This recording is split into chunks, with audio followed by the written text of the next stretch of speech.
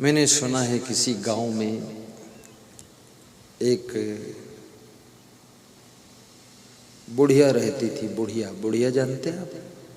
बुढ़िया डोकरी। डोकरी के एक बालक था,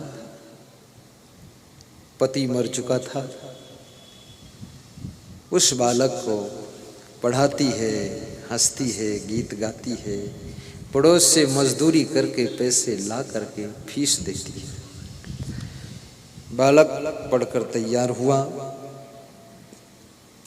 भाग्य कुछ साथ दिया तो बालक कलेक्टर हो गया। कभी कभी गरीब का बच्चा भी बहुत आगे चला जाता है। इसलिए गरीब माँ बाप को भी कभी टेंशन नहीं करना चाहिए, बस बच्चे को आगे बढ़ने का अवसर देना चाहिए। ये मत सोचो कि तुम्हारे पास कम बुद्धि है तो बच्चे के पास भी कम बुद्धि है। नहीं नहीं नहीं नहीं, मिट्टी के खेत में ही तो गेहूं उगता है, टमाटर उगता है। मिट्टी थोड़े टमाटर होती है, लेकिन उसके अंदर से टमाटर पैदा हो जाता है। तो तुम थोड़े टमाटर हो, तुम्हारे द्वारा टमाटर पैदा होगा, कलेक्टर पैदा होगा, बैरिस्टर पैदा होगा। तुम चिंता क्यों करते हो? आशा रखो। तो कलेक्टर बन गया। शादी हुई तो उसको जो वाइफ मिली, उसको तो बिना मेहनत के कलेक्टर मिल गया पति। लेडीज बड़ी भाग्यशाली होती है। अगर इसका पति डॉक्टर है तो इसको सब डॉक्टराइन कहने लग जाते हैं। बिना मेहनत, बिना पढ़े लिखे के डिग्री मिलती डॉक्टराइन साहिब। पति यदि वकील है तो पत्नी को वकीलिन कहने लग जाते हैं। पति मास्टर है तो पत्नी को मास्टराइन कहते हैं। बड़ा अच्छा है।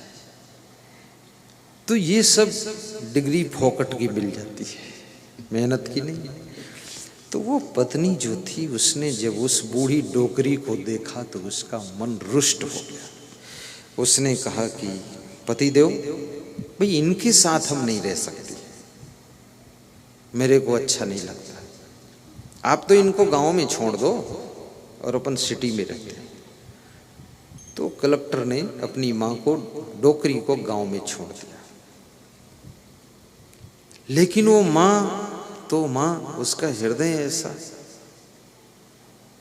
वो हर महीने में पैदल चल करके वहां शहर में आकर और कलेक्टर के भवन में घुस जाती थी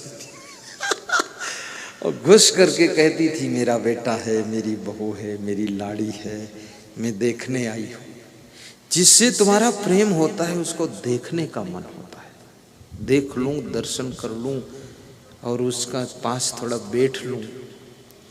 अभी बहुत से भक्त आए, बोले टीवी में हम आपको देखते थे, रूबरू देखने का मन था, आपका दर्शन करूं। यहाँ दर्शन हो गया। मैं सोचता था कभी इधर आओगे कि नहीं आओगे। उनको पता नहीं था कि ऐसे लोग भी सैलाना में रहते हैं जो मुझे नेपाल बॉर्डर से चुंबक की तरह खींच कर बुलाकर सबको दर्शन करा सकते हैं। रतनलाल चौहान, ये साधारण बात नहीं। तो वो बहू नाराज हो जाती थी कि इनको यहाँ क्यों आती है, ये बार बार डिस्टर्ब करती है। अब उस बहू को ज्ञान नहीं है कि मैं भी तो कभी डोकरी होंगी, कि हमेशा छोकरी ही रहूंगी। आज की छोकरी कल डोकरी बन जाती है। ये भी सब कभी छोकरा थे, आज डोकरा बनकर बैठे। सब बुढ़ापा आता है तो बहू ने कहा, यहां बार बार मत आया करो। तो सासू ने कहा कि पोता आने वाला है तो मुझे तो आना पड़ेगा, अपने पोता को देखूंगी। पोता के प्रति सास ससुर का बड़ा मोह होता है। पोता के प्रति, पोता का मोह उनमें है कि नहीं है ये बात तो संदिग्ध है, लेकिन उनको बहुत मोह होता है। ये ममता बड़ी कठिन चीज है। तो कलेक्टर ने कहा, माता जी जाओ, तुम यहां मत आया करो, मेरी वाइफ मना करती है। जिसने लाइफ दिया उसका ख्याल नहीं है, वाइफ का बड़ा ख्याल है। जिसकी वजह से जिंदगी मिली उसको किनारे कर रहा है, कलेक्टर बना हुआ है। कितने कलेक्टर भी बुद्धिहीन होता है, रट रटा के कलेक्टर तो हो गया लेकिन बुद्धि उद्धि नहीं, मूर्ख है। अरे तो जिला डील करता है, अपनी छोटी सी फैमिली को भी ठीक से डील कर। जब एक फैमिली को, अपने माँ बाप को तू प्रेम नहीं दे सकता है तो जिले का उद्धार क्या करेगा तू? जिले के प्रति भी यही दुर्भावना पैदा करेगा क्या? कलेक्टर बना है, तेरे से कोई कम कलेक्टर हूं? IAS अफसर मैं खुद हूं। क्या कलेक्टर पलक्टर, जिसके पास में जो भरा नहीं है भावों से, बहती जिसमें रसधार नहीं, वो हृदय नहीं है, पत्थर है जिसमें परस्पर प्रेम प्यार नहीं है। थोड़े दिन बाद पोता का जन्म हुआ। वो डोकरी फिर पहुंच गई पोता को देखने के लिए। फिर बहू बहुत नाराज हुई, अरे इसका नजर लग जाएगा तो मेरा बेटा बीमार हो जाएगा, नहीं दिखाऊंगा। उसने कहा मैं देखूंगी पोता को। बड़ा झिका झोरी हुई, बड़ी मुश्किल से दिखाया, फिर कहा आज ही विदा हो जाओ, रात मत रहो यहाँ। चली गई रोती हुई डोकरी, सासू माँ, कलेक्टर की माँ भी रो रही है।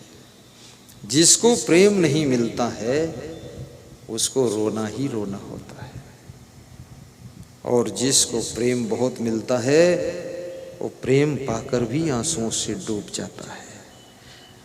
और याद रखना, जिसकी जिंदगी में सब तरफ से प्रेम है, माँ का प्रेम, पिता का प्रेम, सास ससुर का प्रेम, भाई का प्रेम, उसकी जिंदगी तो स्वर्ग है। जिसको सभी का प्रेम मिलता है। कुछ आत्माएं ऐसी होती जो सबका प्रेम पाती है, बहुत बड़ी बात है सबका प्रेम पाना। मैं निवेदन करूंगा, ऐसा स्वभाव बनाओ कि सबका प्रेम आपको मिले, ऐसा चरित्र बनाओ कि सब प्रेम आपसे करें, ऐसा व्यवहार बर्ताव करो कि सभी लोग प्रेम करें। कितने लोगों को प्रेम तो खैर कम हो ज़्यादा हो कोई बात नहीं, लेकिन ऐसा व्यवहार बर्ताव है कि मार पीट, लड़ाई झगड़ा, गुस्सा, गाली गलौज, प्रेम तो गया भाड़ में, पटकम पटकी चालू है। ये स्वभाव मत बनाओ, गम खा लो थोड़ा। राजस्थान जयपुर से हमारे पास फोन आया, बोले ऐसी बहू आई है गुरुदेव कि उसके सास ससुर भी उसको बहुत प्रेम करते हैं, और उसके पति और देवर और सब पूरा उसी में लगे रहते हैं। बोले मैं डोकरा हूँ, मैं ही खाली बचा हूँ, बाकी सब ऐसा उसका कोमल स्वभाव, दौड़ दौड़ के काम करती है और बहुत मीठा बोलती है, और सबको सुलाने के बाद सो जाती है, और सबसे पहले उठती है, पूरे घर का मैनेज संभाल लेती है, और हम खुश हैं। लेकिन उसके प्रेम में इतना भूल गए हैं सब कि काम धंधा कमजोर हो गया है सब। प्रेम भी कीजिए लेकिन काम धंधा का भी ख्याल रखिए, क्योंकि आप किसी के प्रेम में बैठे रहोगे वहीं तो रोटी का इंतजाम कहाँ से होगा, व्यवस्थाएं बिगड़ जाएंगी। प्रेम भी हो लेकिन समय पर काम भी कीजिए, मेहनत। तो वो डोकरी रोती रोती घर को आई। वो कलेक्टर संयोग बस उसी जिले में ट्रांसफर होकर पहुंच गया जिस जिले में उसका गांव था। तो एक स्कूल में कार्यक्रम था, उसमें गया था। एक गांव से भैंस भागी जा रही थी, तो भागते भागते पड़ोस जंगल था, वहां पहुंची। वहां बंदर ने पूछा तुम क्यों भाग रही हो? बोले एक जंगली हाथी ने जो है किसी का मकान गिरा दिया, दीवार गिरा दी कच्ची, तो मैं भाग रही हूँ, पुलिस पकड़ने आई है। तो बोले हाथी ने गिराया है, तुम तो भैंस हो, तुमको थोड़े पकड़ेगी। बोले पुलिस का क्या भरोसा, अगर हाथी नहीं मिलेगा तो भैंस को ही अरेस्ट करके ले जाएंगे। पुलिस तो किसी को ले जाती है, अपना पल्ला बचाना है। और बोले ले जाएंगे तो बंदर तो बड़ा चंचल होता, होशियार था। हनुमान जी की क्वालिटी का बंदर रहा होगा। तो उस बंदर ने कहा अगर ले भी गए तो फिर क्या है, वहां से छूट जाओगे कोर्ट से कि तू भैंस है तू हाथी नहीं, जाओ। बोले कोर्ट में ये सिद्ध होने में 20 साल निकल जाएंगे कि ये भैंस है कि हाथी है, तो 20 साल तो टाइम बर्बाद हो जाएगा। कोई भी केस हो कोर्ट में सिद्ध होने में ही 20 साल निकल जाते हैं, 1-2 पीढ़ी गुजर जाती। तो भैया तुम बड़े कि ये बड़े, ये कौन सिद्ध करेगा। ताली बजा दो। आप भी बड़े हैं वो भी बड़े हैं, अलग अलग विभाग में बड़े हैं, क्योंकि दोनों खड़े हैं और दोनों गुरुदेव के चरणों में पड़े हैं, तो दोनों बड़े हैं। आशीर्वाद है। बैठी। तो कलेक्टर उसी स्कूल में कार्यक्रम करने गया तो उसके मन में माँ की याद आ गई, तो माँ से मिलने गया। लोगों को बड़ी खुशी थी, मेरे गांव का कलेक्टर है, गांव में आया है। गांव का कोई मिनिस्टर बन जाए, कलेक्टर बन जाए, इंस्पेक्टर बन जाए, एसपी बन जाए, प्रधानमंत्री बन जाए, मुख्यमंत्री बन जाए, तो गांव के लोगों को बड़ी खुशी होती है कि मेरे गांव का सम्मान बढ़ गया। इसलिए आप जब ऐसे ऊंचे ऊंचे पदों पर पहुंचना तो अपने ग्रामवासियों को भूल न जाना, उनके लिए थोड़ा विशेष कार्य कर देना, ताकि वे जो तुम्हें याद कर रहे हैं उनकी याद खुशियों से भर जानी चाहिए। विशेष कार्य कर दो। तो गांव के लोग बोले चलो आपको आपके घर ले चलते हैं, बताते हैं। वो घर गए, वहां क्या देखा, सवेरे सवेरे आज माँ की मृत्यु हो चुकी है, माँ की लाश पड़ी है और लाश के पास में एक लेटर लिखा हुआ रखा है कि बेटे मैं तो मर रही हूँ लेकिन तुम्हें आशीर्वाद दे रही हूँ, तुम लंबी आयु को प्राप्त करो। तुम्हारी पत्नी और तुम मेरे से नफरत करते थे क्योंकि मेरे एक आँख नहीं थी, मैं कानी थी। तुम्हारी पत्नी मुझे कानी समझ करके कहती रहती थी काना को देखने से अशुभ हो जाता है,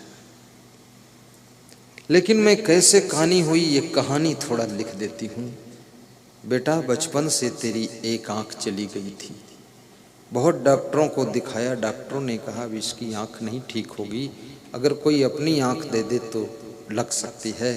तो मैंने अपनी आंख निकाल कर तेरे को दिया था, तब से तू तो आंख वाला हो गया और मैं कानी हो गई। लेकिन मेरे कानी को देख करके तेरी पत्नी ने नफरत किया, इस बात का दुख तो हुआ, पर मुझे खुशी है कि मेरा बेटा आंख वाला हो गया। मेरा अपमान कितना हुआ कोई बात नहीं। ऐसा लेटर में लिखा था कि मैं जा रही हूँ पर तेरे लिए जन्म जन्म आशीर्वाद देती हूँ, तू सुखी रहे। तो कलेक्टर उस चिट्ठी को लेकर के दिल से लगा कर रोता है और कहता है अगर ये बात पहले पता चल जाती तो मैं अपनी माँ को कभी दूर नहीं करता। आपकी माँ, आपके पिता, आपके गार्जियन, आपके पालन पोषण करने वाले लोग कितने कितने दुख उठा करके, कष्ट उठा करके तुमको सुविधा देते हैं, तुम्हारा पालन पोषण करते हैं, उनका सदैव ख्याल रखना। कहीं वो कलेक्टर की बहू की तरह उनको अपमान मत कर देना, उनका सम्मान रखना। वे भले काने हैं पर तुमको तो उन्होंने आंख दिया है, इतना सुंदर शरीर दिया है। ये कहानी हमें सिखाती है कि शरीर तो सभी का नश्वर है और सभी की मृत्यु होती है, लेकिन आत्मा अजर अमर है। आत्मा कभी